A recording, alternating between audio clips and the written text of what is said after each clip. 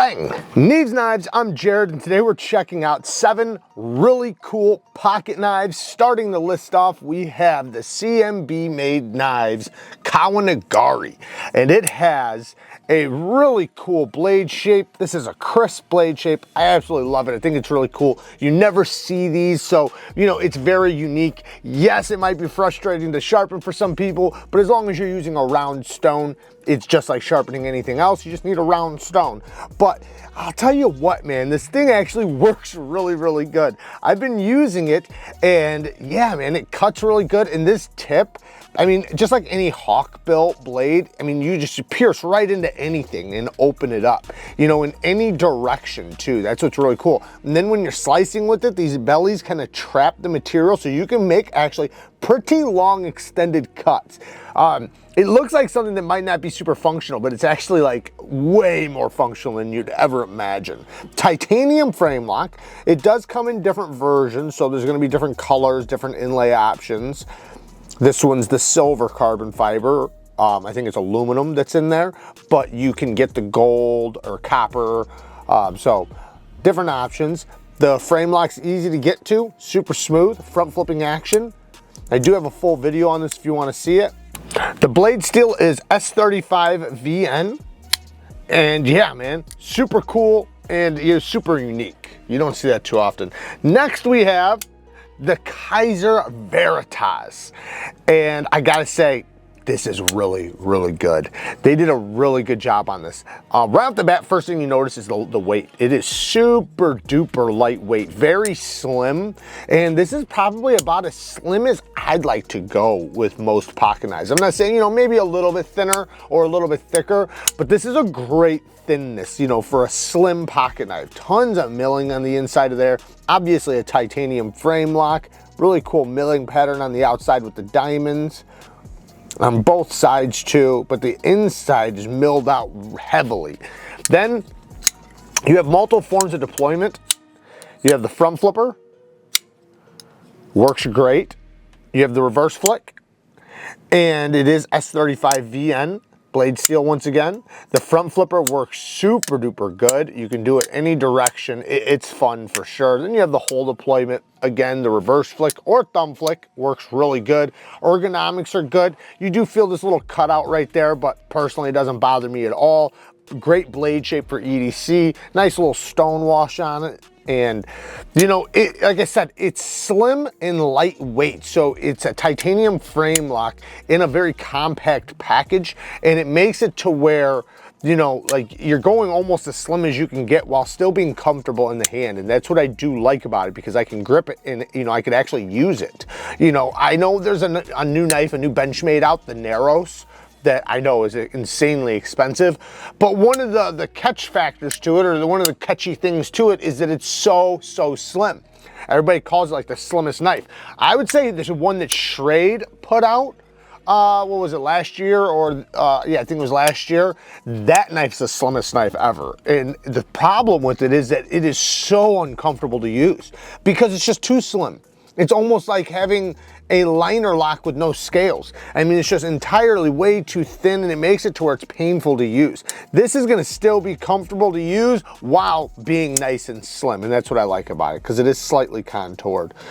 Another really cool thing about the Veritas is that the cutout for the lock bar is on the inside of the scales instead of the outside, making it super clean on this side. You don't have the cutout right there, and it's also gonna make the pocket clip work better. And it does have a reversible pocket clip. It's just the inlay. They have a little inlay inside where the clip will go. That does blend in really good, but you can see it if you really look. But it's cool how they caught the pattern in there. Man, it's so cool how they did that. Talk about precision, right? Next is the Tao, the Kunwu Tao. Now, one thing that's really awesome about this one is it's using Vanax, super clean steel, which if you guys don't know Vanax has incredible edge retention, takes a very good sharp edge, but it is basically corrosion proof. It is about as corrosion resistant as you can get on a steel, but it also has a massive amount of edge retention. Most steels that have this much corrosion resistance don't have good edge retention. So the next best thing would be like LC200N. You know what? Yeah, as far as the most corrosion resistance goes, there's a lot of really corrosion resistant steels that have good edge retention, but as far as being pretty much corrosion proof, or at least as close as you can get.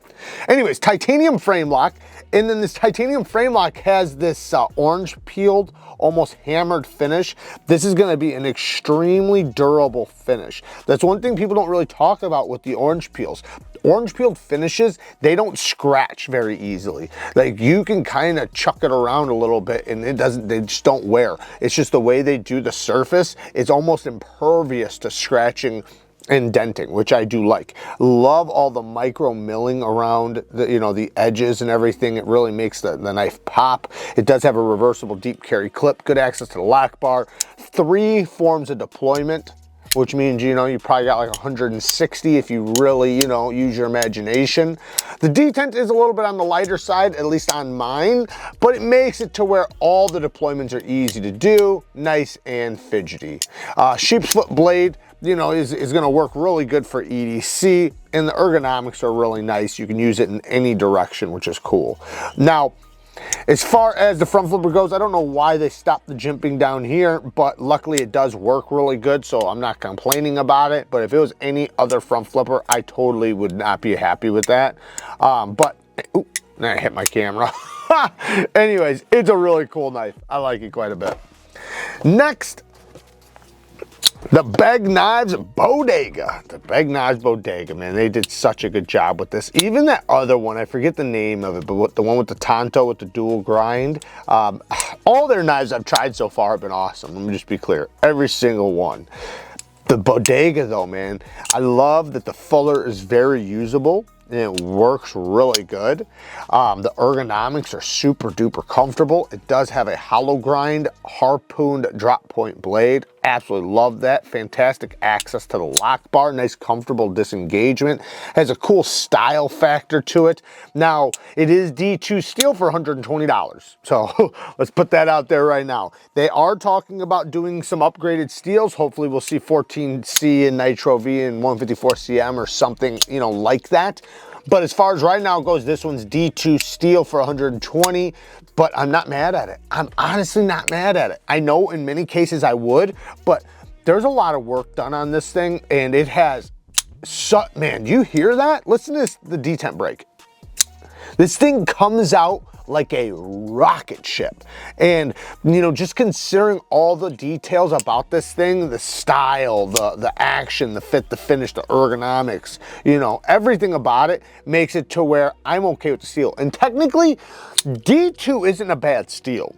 It's not. It's actually a pretty good mid-grade steel. In many cases, the edge retention can be up to S35VN. So don't get it twisted. If it's done well, D2 is an amazing steel. Problem is, it's just not made to be done in big, large production batches like knives like this are done in. So it makes it to where it's not as consistent as, some will be done really good, some will be done a little bit less, like it's never consistent with D2 on a production level. If you're doing it in-house and, small batches, then yeah, it's amazing. But anyways, so far, it doesn't seem like it's bad, the steel or anything, so I've been very happy with it.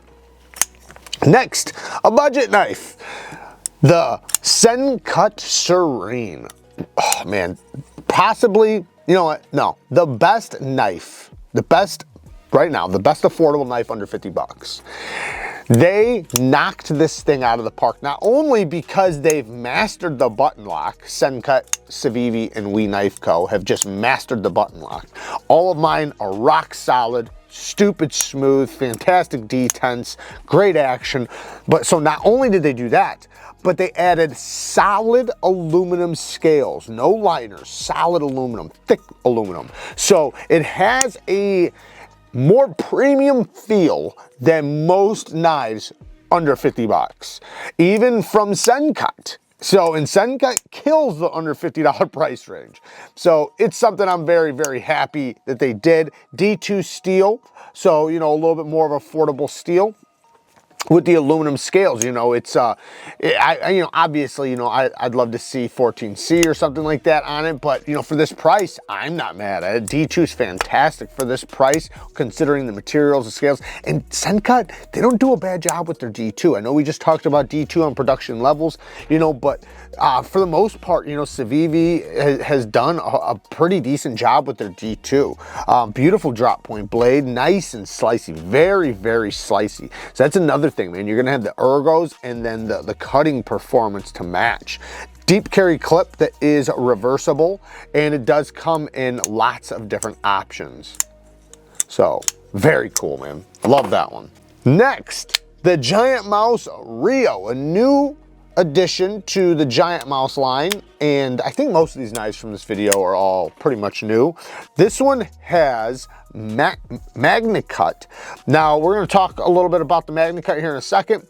It has denim micarta on this one, but there's many different versions. So like there's green, brown, and then blue, and I think there might be one other one. Then it is a steel liner lock. Seems like a pretty decent liner lock. The lockup is rock solid, very smooth. It is on bearings. The hole deployment is very easy to get to.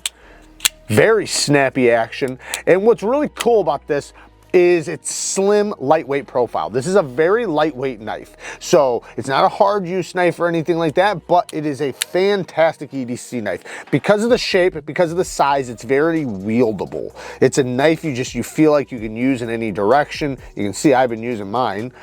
Should have cleaned it before this video. Sorry about that, guys. But it makes it to where it's so wieldable, easy to carry, very lightweight, and it's got a very functional blade shape, good function from the ergonomics, you know, especially coupled together with the blade and the ergos. It's a fantastic knife. Great access to the lock bar. We already said super smooth on the drop.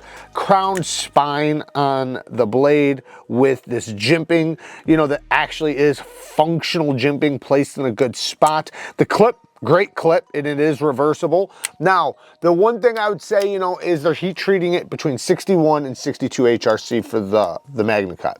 Now, yes, I want to see it at 63 to 64. Hopefully we'll see that bump, they'll bump that up. So as far as Italy goes doing their steels, they're usually on the softer side anyways. So 61, 62, I'm not angry at it. Like, I'm not too mad at it. At least they're, you know, close, right? A lot, because in many cases, you know, from Italy, man, they do some soft steels, I gotta say, man, and it's always a letdown. As far as 61 to 62 goes, that doesn't make MagnaCut bad. MagnaCut's just fine at 61 to 62. However, it's much better 63 to 64. Like a lot more cutting better. So you know it's not gonna have the longest edge retention for MagnaCut, but you will still get the toughness and the corrosion resistance from it. And you know, 61 to 62 still holds a really good edge. Let me be clear. It'll still hold a really good edge for a long time. Most people probably wouldn't even notice the difference between 62 and 63. But you know, when you do a controlled test, it definitely comes out, and 63 to 64 is where it shines. Anyways, but fantastic knife. I definitely recommend it. I personally love it. I've been carrying the heck out of this thing. And one thing I really like about this is how easily it is to carry. I can carry this in jogging shorts. I can carry this in, you know, just about anything. Super lightweight, and the clip works great.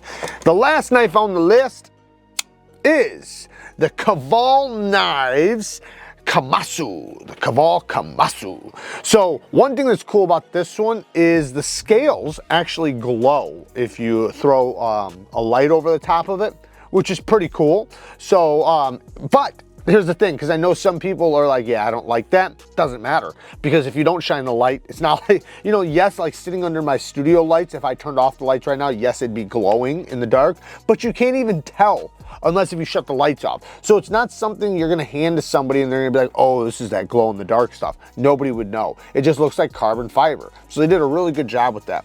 Nice design on the pivot. The inlay is on both sides, or overlay, and then it is a Persian style blade in M390 steel. And one thing I love about this is look at how it sits. the blade sits forward. So when it's in your hand, the blade actually cants down and then back up. So one, the tip is aiming at anything you're poking at if you were gonna use it for that type of situation. And then the belly kind of aims down. So when you do, if you are gonna cut with it, you can kind of trap materials in this section pretty good. Once you get past here, yes, it's gonna slip probably out, unless if you bend a little bit more, then you can probably get it, which you don't have to even bend your wrist very far to really get that. But like as far as like cutting rope down like this or cutting any, like the belly and the leverage that you have into that belly is really, really good. So fantastic knife as far as Persians go. You know, I'm normally not the biggest fan of a Persian unless if it's done well. Well, this is a great example of where it's done well because they aimed the blade downward and to come back up. I can actually use the tip on this. If this just came out straight, the tip would be all the way up here and I'd have to bend my wrist backwards to get it. This is easy to get to. So, and it's very ergonomic. The handle is very neutral. So it doesn't matter what size hand you have, it's gonna fit it relatively well. And it's just, you know, it's the good shape, size, thickness that most people are gonna like in a knife. Good access to the lock bar, very smooth on the drop, riding on bearings, and then the front flipper, fantastic front flipping action. They did a really good job. And I think because the blade leans forward, it does kind of assist itself a little bit. Ooh, that was my fault. Once you break that detent, it rockets out there. So really, really good action. No, not everybody's style of knife, but I personally, I like the cool factor of knives, you know. So, you know, not saying that they're gonna be the most practical, but this is one that's actually cool looking, ergonomic, and actually functions really good. So, you know, no, I wouldn't use it as my work knife, but as far as a basic EDC knife goes, this thing's gonna work great. And you know, and it's kind of good for self-defense as well, considering the blade shape and everything. And the blade sits really tight inside the handle. Anyways, there you guys go. 7 really cool knives. At least I think they're really cool. Let me know down in the comments a couple other ones you'd love to see in a list like this. Until next time, peace.